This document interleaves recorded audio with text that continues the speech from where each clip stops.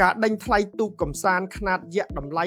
$18 លានអាមេរិកមានជាប់ពាក់ព័ន្ធនឹងការក្លែងបន្លំទ្រង់ទ្រាយធំមកដល់ពេលនេះប្រទេសថៃបានរឹបអូសទ្រព្យសម្បត្តិជិត$700 លានអាមេរិកលុយកខ្វក់ទាំងនេះឬគេហៅថាលុយលៀងបានហូរចូលពាសពេញសេដ្ឋកិច្ចថៃ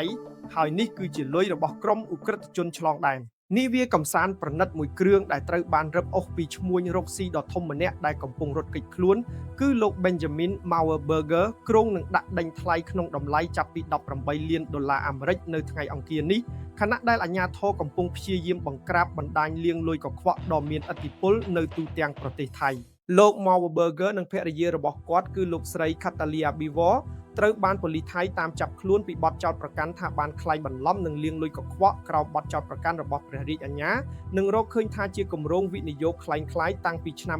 2016មកម្លេះការិយាល័យប្រឆាំងការលាងលុយកខ្វក់របស់ប្រទេសថៃនឹងធ្វើការដេញថ្លៃរយៈពេល4ថ្ងៃនឹងចាប់ផ្ដើមនៅថ្ងៃអង្គារការដេញថ្លៃនេះគឺនឹងធ្វើជាសាធារណៈគួរបញ្ជាក់ផងដែរថាទូកកំសាន្តយក្សដ៏ប្រណិតនេះមានប្រវែង51ម៉ែត្រដែលមានឈ្មោះថា Atlas ហើយការដេញថ្លៃនេះក៏មានទូកល្បឿនលឿនមួយគ្រឿងទៀតដែលត្រូវបានចាត់ទុកថាជា